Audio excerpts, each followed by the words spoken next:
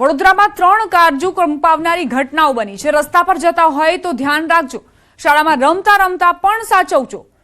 રક્ષાબંધન પૂર્વે હૃદયદ્રાવક ઘટના બની છે। કરંટ લાગવાથી 3 લોકોના મોત નિપજ્યા।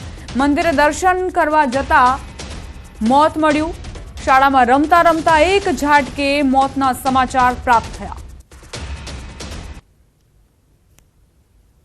કરંટથી ભાઈ બહેને જીવ ગુમાવ્યો। બીજી તરફ કરંટથી વિદ્યાર્થીનું મોત તો આ તરફ ટ્રકે યુવતીને કચડી। ટર્ન લેતી વખતે જે ટ્રક ચાલક છે તેની બેદરકારીના કારણે એક યુવતી કચડાઈ ગઈ। આ 3 તસવીરો વડોદરાથી આવી છે જે હૃદય કંપાવનારી છે, હચમચાવી દેનારી છે। વડોદરાના પાદરાના મુજપુરમાં રક્ષાબંધન પૂર્વે હૃદયદ્રાવક ઘટના બની। રક્ષાબંધન પૂર્વે જ ભાઈ બહેનના મોત થયા। મંદિરે દર્શન જતા સમયે ભાઈને વીજ કરંટ લાગ્યો। ભાઈને બચાવવા દોડી રહેલી બહેનને પણ વીજ કરંટ લાગ્યો।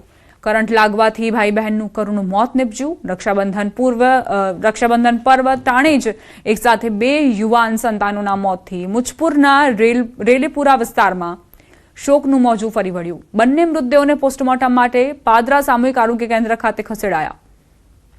પાદરા પોલીસે અકસ્માતે મોતનો ગુનો નોંધીને તપાસ હાથ ધરી। આ તરફ વડોદરાની જ ઘટના કે જ્યાં ફૂટબોલ રમતા વિદ્યાર્થીનું કરંટ લાગવાથી મોત નિપજ્યું। નિઝામપુરાની ન્યૂ ઈરા સ્કૂલમાં આ કરુણ ઘટના બની। શાળાના મેદાનમાં ફૂટબોલ રમતો વિદ્યાર્થી થાંભલાને અડ્યો। થાંભલામાં વીજ કરંટ હોવાથી વિદ્યાર્થીને જોરદાર ઝટકો લાગ્યો। 11મા ધોરણમાં અભ્યાસ કરતા 15 વર્ષના વિદ્યાર્થીનું મોત નિપજ્યું। હોસ્પિટલમાં સારવાર મળે તે પહેલા વિદ્યાર્થી મોતને ભેટ્યો। વિદ્યાર્થીના મૃતદેહને પોસ્ટમોર્ટમ માટે એસએસજી હોસ્પિટલ ખસેડાયો। ઘટના અંગે ફતેહગંજ પોલીસે ગુનો નોંધી તપાસ હાથ ધરી છે। વાત હવે વડોદરાના મકરપુરામાં બનેલી ઘટનાની કે જ્યાં ટ્રક ચાલકનો આતંક જોવા મળ્યો। ટ્રક ચાલકે યુવતીને અડફેટે લીધી। યુવતી પર ટ્રકના આગળ પાછળના વ્હીલ ફરી વળ્યા। ચાલીને જઈ રહેલી યુવતીને અડફેટે લીધી। ટ્રક ચાલકે જોયા વગર વળાંક લેતા યુવતીને કચડી। ઈજાગ્રસ્ત યુવતીને સારવાર માટે હોસ્પિટલમાં ખસેડાઈ। યુવતીની હાલત હાલ અત્યંત ગંભીર છે। માંજલપુર પોલીસે આરોપી ટ્રક ચાલકને ઝડપી પાડ્યો। આરોપી રામસિંહ સોલંકી સામે ગુનો નોંધાયો।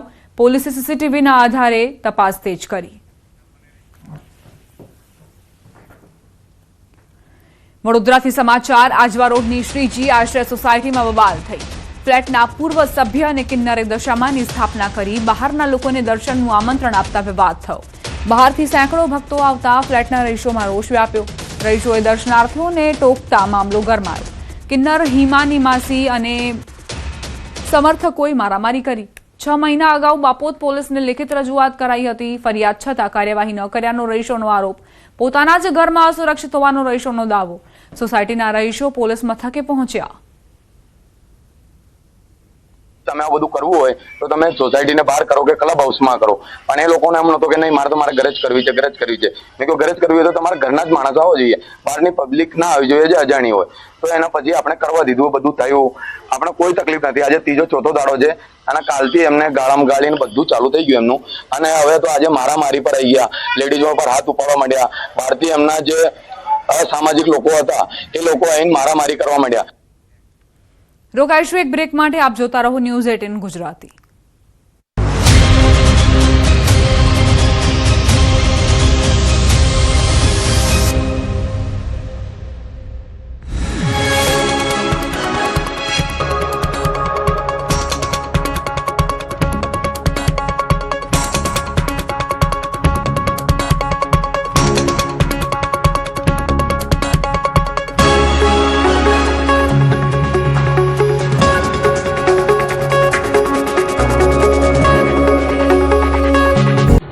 વડોદરા બાદ હવે રાજકોટમાં ડ્રાઇવિંગ લાયસન્સ માટે અગ્નિ પરીક્ષા। મોટાભાગના લોકો ફેલ।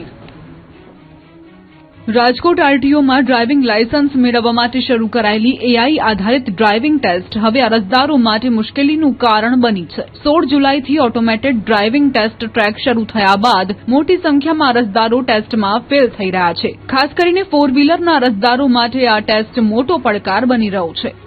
છેલ્લા 21 દિવસના આંકડા પ્રમાણે 1090 ઉમેદવારોએ પરીક્ષા આપી, જેમાંથી 938 ઉમેદવારો નાપાસ થયા છે। એટલે કે 85%થી વધુ લોકો ડ્રાઇવિંગ ટેસ્ટ પાસ ન કરી શક્યા। 2 વ્હીલરની વાત કરીએ તો 2393 ઉમેદવારોએ પરીક્ષા આપી, જેમાંથી 670 ઉમેદવારો નાપાસ થયા। એટલે કે 27%થી વધુ અરજદારો નાપાસ થયા છે। એઆઈ સિસ્ટમ ડ્રાઇવિંગ દરમિયાન થતી નાની નાની ભૂલો પણ પકડી લે છે. 4 વ્હીલરમાં સમાંતર પાર્કિંગ અને સિગ્નલ જમ્પિંગના કારણે સૌથી વધુ અરજદારો ફેલ થઈ રહ્યા છે, જ્યારે 2 વ્હીલરમાં ટ્રેકના અંતિમ વળાંક પાસે સંતુલન ગુમાવવું કે જમીન પર પગ મૂકવો નાપાસ થવાનું મુખ્ય કારણ છે. અરજદારો માટે મુશ્કેલી એટલા માટે પણ વધી છે કે ટેસ્ટમાં ફેલ થયા બાદ ફરી પરીક્ષા આપવા માટે 2 મહિના સુધી રાહ જોવી પડે છે. એટલું જ નહીં, રીટેસ્ટ માટે 300 રૂપિયાની ફી પણ ચૂકવવી પડે છે. નર્મદામાં સાગબારા જંગલ જમીન વિવાદ ઉગ્ર બન્યો. સાંસદ મનસુખ વસાવાએ રાજીનામાની દર્શાવી તૈયારી. અનંત પટેલ રાજીનામે આપવાથી પ્રશ્ન સોલ્વ થઈ જવાનો હોય તો ચાલો હું રાજીનામું આપી દઉં. સાગબારા ઉમરપાડા વચ્ચેનો જંગલ જમીનનો વિવાદ વધુ ઉગ્ર બનતો જોવા મળી રહ્યો છે. વિવાદ મુદ્દે ભાજપના સાંસદ મનસુખ વસાવા ફરી એકવાર ધરણા પર બેસી ગયા છે અને ન્યાયની માંગણી કરી રહ્યા છે. અને આ વખતે તો તેમણે કોંગ્રેસના ધારાસભ્ય અનંત પટેલને પણ આડે હાથ લીધા. તેમણે અનંત પટેલ પર પ્રહાર કરતા કહ્યું કે મારા રાજીનામાથી જો સાગબારા જંગલ જમીન વિવાદ ઉકેલાઈ જતો હોય તો હું રાજીનામું આપવા તૈયાર છું. મહત્વનું છે કે અગાઉ અનંત પટેલે દાવો કર્યો હતો કે ભાજપના નેતાઓ આંદોલનનું માત્ર નાટક કરે છે. આ મુદ્દે મનસુખ વસાવા લાલઘૂમ થયા હતા અને કહ્યું હતું કે મારી સરકાર હોવા છતાં હું આદિવાસીઓના હક માટે સરકાર સામે લડી રહ્યો છું. અગાઉ પણ આદિવાસીઓના હક માટે ધરણા કર્યા હતા.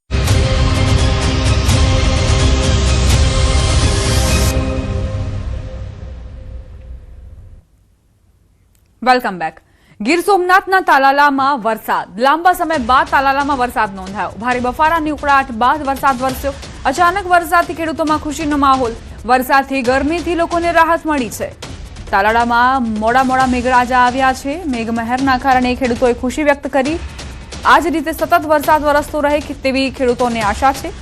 તાલાળામાં વરસાદ વરસ્યો છે. લાંબા સમય બાદ મેઘરાજાએ પોતાનો હેત વરસાવ્યો.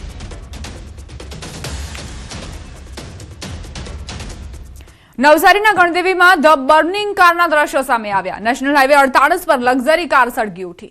દુવાડા ગામ પાસે કારમાં આગથી નાસભાગ મચી. નેશનલ હાઈવે પર વાહનોની લાઈન લાગી. કારમાં સવાર 4 લોકોનો ચમત્કારિક બચાવ થયો. ગણદેવી ફાયરના જવાનોએ આગ પર કાબુ મેળવ્યો છે. મહારાષ્ટ્રના સોલાપુરમાં ભયાનક અકસ્માત. રૂવાડા ઉભા કરી દેતા દ્રશ્યો સીસીટીવીમાં કેદ થયા. બેકાબુ ટેમ્પોએ 2 લોકોને ટક્કર મારી. શાકભાજી માર્કેટમાં આ દર્દનાક ઘટના બની. અકસ્માતમાં બંને વ્યક્તિઓને ગંભીર ઇજાઓ પહોંચી છે. આ ટેમ્પો ચાલક જે સ્ટેરિંગ પરથી કાબુ ગુમાવે છે અને ત્યારબાદ 2 લોકોને તે ટક્કર મારે છે. સોલાપુરમાં હચમચાવનારા દ્રશ્યો સીસીટીવી કેમેરામાં કેદ થયા છે. એક વ્યક્તિ જે શાક ખરીદવામાં વ્યસ્ત છે, અન્ય એક વ્યક્તિ તે પણ ત્યાંથી પસાર થઈ રહ્યો છે અને તે સમયે આ ટેમ્પો ચાલક બંનેને ટક્કર મારે છે. ટક્કર એટલી ભયાનક હતી કે બંનેને હોસ્પિટલના બિછાને પહોંચાડી દીધા. અમદાવાદમાં સુભાષ બ્રિજ સર્કલ પાસે હત્યાની ઘટના. અગાઉના ઝઘડાની અદાવતમાં યુવક પર હુમલો. 37 વર્ષીય અજય સાલ્વી નામના યુવકની છરાના ઘા મારીને હત્યા કરાઈ. 5 થી 7 લોકોએ ધાર્યું અને છરી જેવા હથિયારો સાથે હુમલો કર્યો. એક યુવકનું ઘટના સ્થળે જ મોત નીપજ્યું. રાણીપ પોલીસ ઘટના સ્થળે પહોંચી છે. આરોપીને પકડવા માટેની તજવીજ શરૂ કરી છે. 12 દિવસ પહેલા મદ્રાસીના છાપરા વિસ્તારમાં માથાકૂટ થઈ હતી. ભદ્રેશ નામના વ્યક્તિ સાથે ગાળો બોલવા બાબતે મૃતક અજયે ટકોર કરી હતી. અગાઉ મૃતકે ભદ્રેશને ટકોર કરતા મારામારી થઈ હતી.